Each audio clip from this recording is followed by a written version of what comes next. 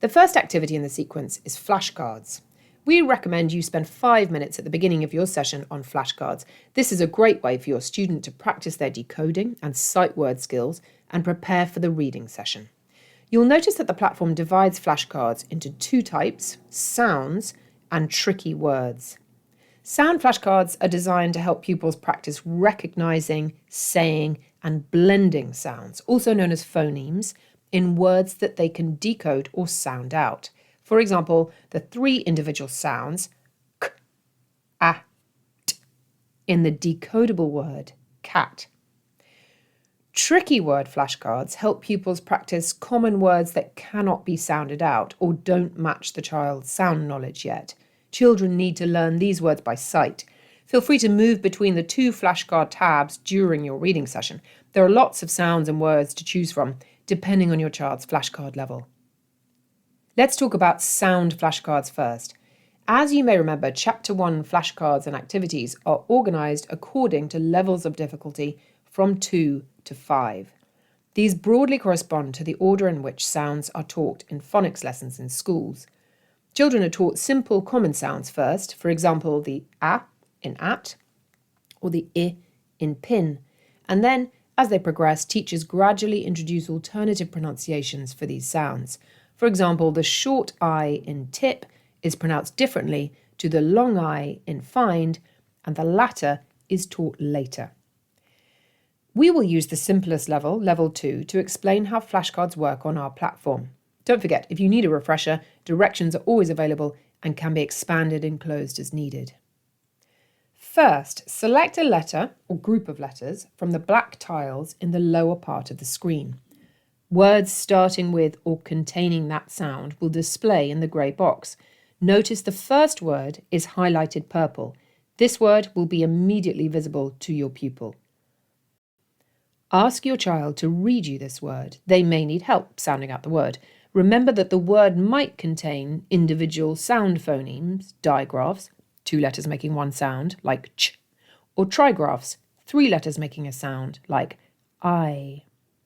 Once they have sounded a word out, it's important to ask the child to blend the sounds together so that the word is read smoothly and fluently. If your pupil struggles with this, use the I do, we do, you do technique to build their confidence. First, you sound out, then blend the word. Then you and your pupil sound out and blend the word together. And finally, your pupil sounds out and blends the word alone. You may feel your pupil needs additional practice, or it would be helpful to see the sound used in a sentence. Most sounds at the lower levels have captions that include the sound or word. Click on the instruction in the captions box in order to see a caption. As soon as you do this, the caption will be visible to your pupil. You can read the caption to them first, or ask them to read it to you. If there is more than one practice caption, you will see small arrows that will allow you to move between them. This caption functionality is not available at levels 4 and 5. You will also notice that level 4 is organised a little differently to the other levels. Level 4 uses practice sets of words rather than individual sound tiles. This helps children consolidate the sounds they've learnt at level 2 and 3 by using them in longer words which have lots of consonants. As your pupil reads the words in the grey box, you can mark the practice set of words green or red based on the child's knowledge of the words. If a child can read all the words in the box, click the green button. This will mark the sound tile or practice set green.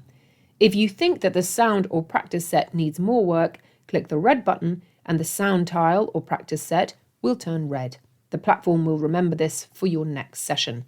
The child will not see this assessment, it's just visible to you. All they will see is the words or captions that you click on.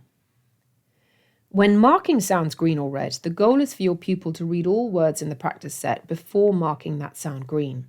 It's up to you to determine if your pupil has sufficiently mastered a sound. Please note, in all levels of sound flashcards, our platform does not have the ability for you to mark individual words as green or red. You need to make the judgment at the sound level. Now, let's talk about tricky words in flashcards.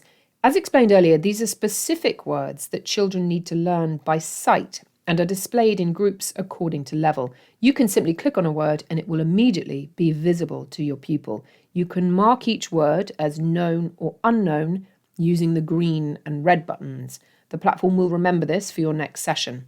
Again, your pupil will not see this assessment.